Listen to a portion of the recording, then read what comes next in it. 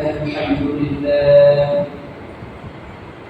الحمد لله العزيز الغفار، والصلاة والسلام على سيد الأبرار وعلى آله وأصحابه الأطهار ومن تبعهم بإحسان إلى يوم القيامة. أما بعد فأعوذ بالله من الشيطان الرجيم. بسم الله الرحمن الرحيم.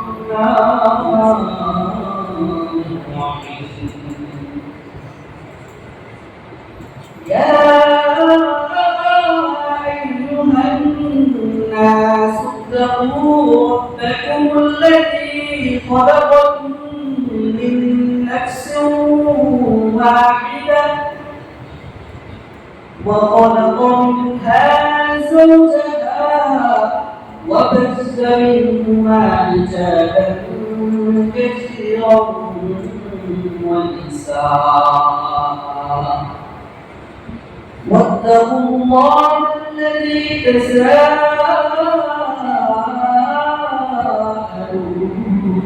به الأرحام إن الله كان عليكم رقيبا. وقال النبي صلى الله عليه وسلم إن الله حرم عليكم عقوق الأمهات وود البنات ومنع الوفاة وكره لكم قيل وقال وكثرة السؤال وإضاعة المال، أو كما قال النبي صلى الله عليه وسلم سبحانك لا علم لنا إلا ما علمتنا إنك أنت العليم الحكيم. الحمد لله আল্লাহ পাকের দরবারে লাখ কোটি অসংখ্য শুকরিয়া যে আল্লাহ পাক রব্বুল আলামিন আমাদেরকে এই ফিতনা ফাসাদ ওই জমানায় সমস্ত ফিতনা ফাসাদ থেকে পাক করে মুক্ত করে আল্লাহ রব্বুল ইজ্জতের পবিত্র পথ মুসলিমে আসার এবং বসার তৌফিক দিয়েছেন। এই জন্য অন্তরের অন্তঃস্থল থেকে শুকরিয়া আদায় করি আলহামদুলিল্লাহ।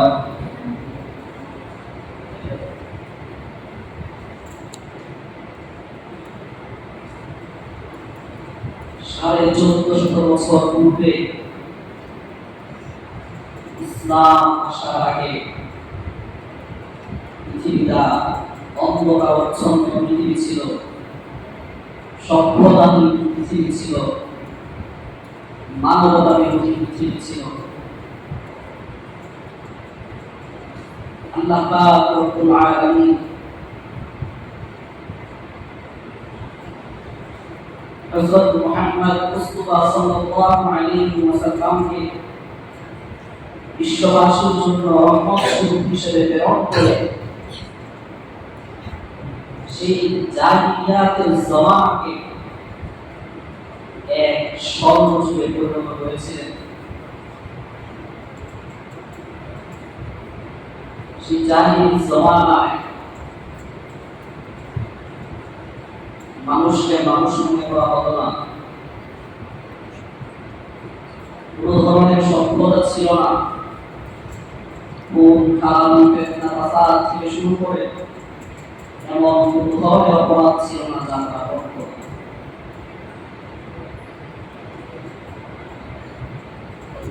তারা নারী জাতিকে অভিশাপ করে করত। নারী জাতি জন্ম নেওয়া সেটাকে তারা খুব অপমান বোধ করত।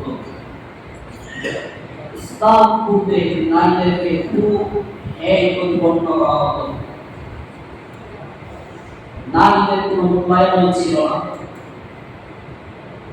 এবং যেন নারীরা ছিল একটা পণ্যের মতো, ভোগ্য বস্তু, নারীকে শুধুমাত্র ভোগ করা যায়।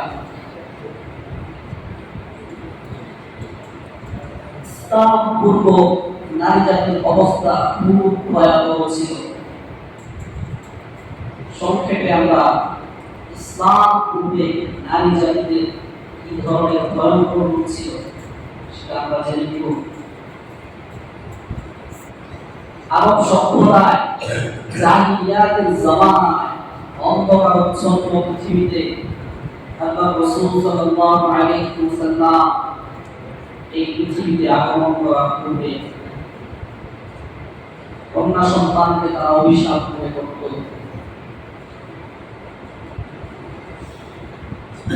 কন্যা সন্তান জন্ম নিলে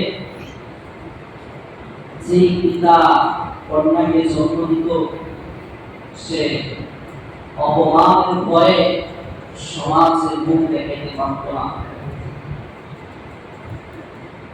এমনকি কন্যা সন্তানকে জীবন্ত মাটির নিচে দাফন করে দিত। সেই ভয়াবহ চিত্র আল্লাহ পাক রব্বুল আলামিন পবিত্র কোরআনে ইরশাদ করেছেন। আল্লাহ পাক রব্বুল আলামিন বলেন, وَإِذَا بُشِّرَ أَحَدُهُم بِالْأُنثَىٰ,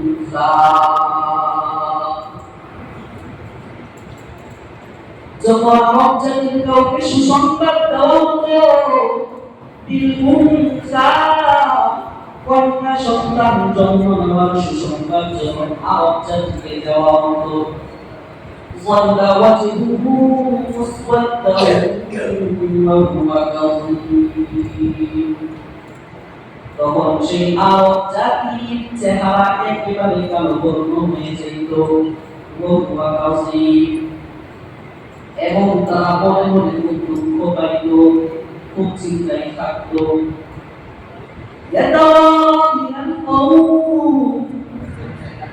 তারা এই অপমান ভুলের কারণে তারা কোপ থেকে নিজেকে লুকিয়ে রাখত।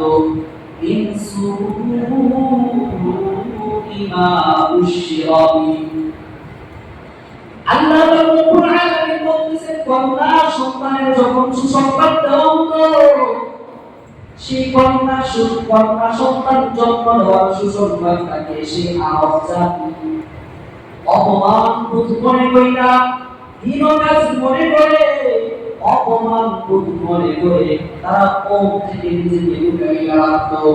আইয়ুসিকুহু আলা হুরিন আম ইয়াদুসুহু বিদ-দুরাব, তখন তারা চিন্তা পেরেশানিতে পড়ে যেত। এই অপমান বোধ সহকারে পিতা এই কন্যা সন্তানকে নিজের কাছে আটকে রাখবে নাকি জীবন্ত মাটিতে পুঁতে ফেলবে, এই চিন্তা ভাবনাই তারা পড়ে যাইত। আলা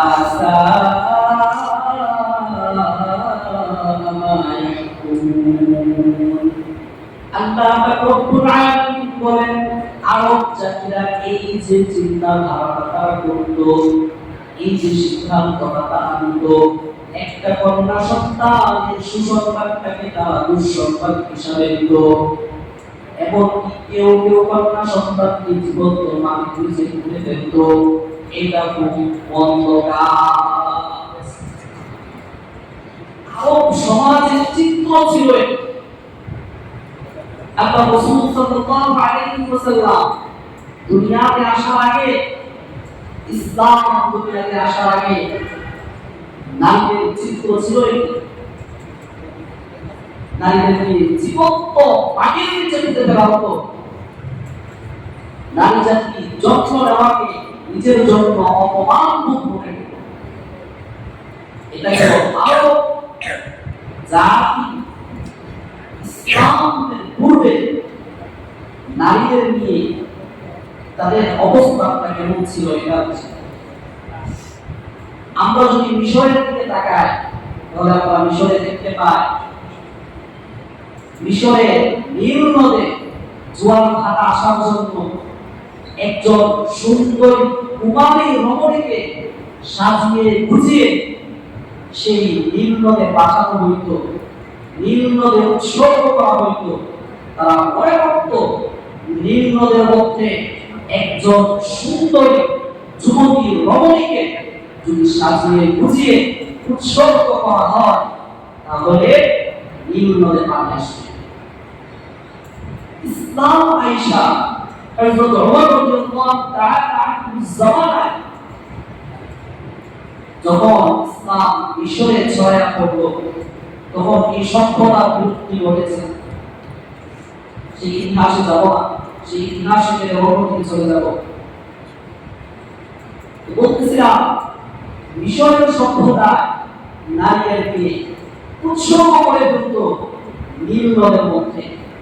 ঠিক তদ্রুপভাবে হিন্দু সম্প্রদায়ের মধ্যে নারীদেরকে বলি দেওয়া হতো। হিন্দু সম্প্রদায়ের মধ্যে নারীদের জন্য পিতার সম্পদ থেকে কোনো ধরনের উত্তরাধিকারী ছিল না, এখনো নাই। যে কারণে দেখবেন হিন্দুদের বিবাহ শান্তিতে যত ধরনের উপভোগ আছে সব উপভোগ বিবাহ শান্তিতে দিয়ে দেওয়া হয়। কারণ হচ্ছে এই বিবাহ শান্তির পরে একজন হিন্দু সে উত্তরাধিকারী হিসাবে তার পিতার থেকে কোনো ধরনের সম্পদ পায়। ঠিক তদ্রুপভাবে বৌদ্ধ সম্প্রদায়ের মধ্যে নারী জাতিকে সকল পাপের জন্য দায়ী করা হতো, সকল পাপের মূল বলা হতো এই নারী জাতিকে।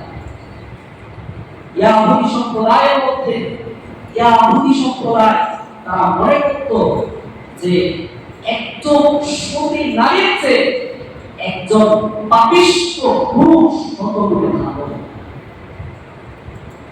তাদের থিওরি হচ্ছে এটা যে একজন সতী নারী সেই সতী নারীর চেয়ে একজন পাপিষ্ঠ পুরুষও কত গুণে ভালো। এটা হচ্ছে ইয়াহুদি সম্প্রদায়ের থিওরি, ইয়াহুদি সম্প্রদায়ের ধ্যান। খ্রিস্টান সম্প্রদায়ের থিওরি হচ্ছে নারী জাতি হচ্ছে নরকের প্রবেশদ্বার, নারী জাতি হচ্ছে জাহান্নামের প্রবেশদ্বার। তারা তো আর জাহান্নাম শব্দ বলে না, তারা জাহান্নামকে বলে নরক। সেই নরকের প্রবেশদ্বার হচ্ছে এই নারী জাতি। এইভাবে ইসলাম ছাড়া বাকি যত ধরনের সম্প্রদায় আছে, বাকি যত ধরনের গোষ্ঠী আছে, বাকি যত ধরনের ধর্ম আছে, সব ধর্মের মধ্যে নারী জাতিকে একজন পাপাচার হিসেবে সাব্যস্ত করা হয়, নারী জাতিকে একজন অশুভ লক্ষণ হিসেবে সাব্যস্ত করা হয়, নারী জাতিকে অপমান হিসেবে সাব্যস্ত করা হয়। কিন্তু ইসলাম আয়েশা এই জ্ঞান ধারণাকে পুরোটা পাল্টে দিয়েছে। ইসলামের মধ্যে একজন নারীকে যতটুকু মূল্যায়ন করা হয়েছে, একজন নারীকে যতটুকু মর্যাদা দেওয়া হয়েছে, ইসলাম ছাড়া অন্য কোনো ধর্মে, অন্য কোনো তত্ত্বের মধ্যে এবং মর্যাদা আর গুরুত্ব দেওয়া হয়। ইসলাম সেই নারী জাতিকে কতটুকু মর্যাদা দিয়েছে সে সম্পর্কে আমরা জেনে নিব। আমরা ইসলাম ছাড়া বাকি ধর্মে নারীদেরকে কেমন মূল্যায়ন করা হয় সেই সম্পর্কে জানলাম। যে সব ধর্মের মধ্যে মোটামুটি ভাবে নারী জাতিকে অভিশাপের মতো মনে করা হয়। ইসলাম এই নারী জাতিকে কতটুকু মূল্যায়ন করেছে, ইসলাম এই নারী জাতির মর্যাদা। প্রথমত জাহিলি জমানায় যে নিয়মটা ছিল, একটা কন্যা সন্তান জন্ম নেওয়ার পরে সেই কন্যা সন্তানকে জীবন্ত খুঁজে ফেলা হতো। এই সভ্যতাকে ইসলাম আয়েশা সকলে উত্থান করেছে। ইসলাম আয়েশা নারী জাতিকে একটা কন্যা সন্তানকে প্রথমত বেঁচে থাকা অধিকার দিয়েছেন। আল্লাহ রাসূল সাল্লাল্লাহু আলাইহি ওয়াসাল্লাম দীপ্ত কণ্ঠে ঘোষণা করেছেন, ইন্নাল্লাহা হারামা আলাইকুম উকুবাল উম্মাহাত ওয়া ওয়ালাদাল বানাত। আল্লাহ রব্বুল আলামিন তোমাদের উপরে জীবন্ত কন্যা সন্তানকে কবর দেওয়া নিষেধ করেছেন, হারাম করেছেন।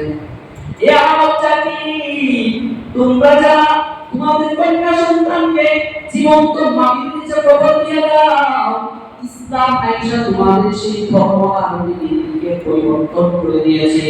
ইসলাম আয়েশা সেই রীতিনীতিকে হারাম ঘোষণা করেছে। ইসলাম আয়েশা ঘোষণা করেছেন, ওয়া ইদাল মাউউদাতু সুইলাত বিগাইরি যামবিন কুতিলাত।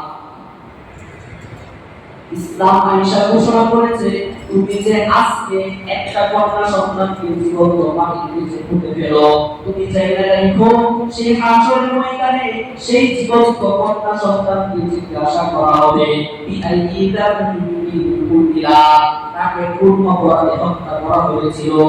সুতরাং আপনাকে যখন জিজ্ঞাসা করা হবে তোমাকে কোন অপরাধে তোমার পিতা হত্যা করেছিল, তখন তুমি তো কোনো উত্তর দিতে পারবা না, কারণ তোমার কাছে কোনো ধরনের উত্তর নাই। তুমি বলবা আমি অপমানের কারণে হত্যা করেছি, এটা কোনো অপরাধ না, ইসলামে এটা কোনো অপরাধ না। এই অপরাধের শাস্তি হিসাবে আল্লাহ রব্বুল আলামিন তোমার জন্য সারা জীবনের জন্য জাহান্নাম দিয়ে দিবেন। ইসলাম আয়েশা প্রথমে নারী জাতি বেঁচে থাকার অধিকার দিয়েছেন। 2 নাম্বার, ইসলাম আয়েশা একটা নারীকে মায়ের মর্যাদা দিয়েছেন। যে মা সম্পর্কে আল্লাহ পাক রব্বুল আলামিন পবিত্র কোরআনে বলেন, ওয়া রাব্বুকা আল্লা তা'বুদু ইল্লা وبالوالدين إحسانا وقضى ربك তোমার প্রতিপালক এই আদেশ দিয়েছে, আল্লাহ তা'বুদু ইল্লা ইয়্যাহু, তোমরা আল্লাহ রব্বুল আলামিন ছাড়া কারো ইবাদত করবে না। ওয়াবিলওয়ালিদাইনি ইহসানা, আর মাতা পিতার সাথে সৎ ব্যবহার করো। إما يبلغن عندك الكبر أحدهما أو كلاهما فلا تقل لهما أف ولا تنهرهما وقل لهما قولا كريما। আর যখন তোমার পিতা মাতার একজনের বার্ধক্যে পৌঁছে যাবে অথবা দুজনের বার্ধক্যে পৌঁছে যাবে, ফালা তাকুল লাহুমা উফ, তখন তোমরা তাদেরকে উফ শব্দটা বলিও না।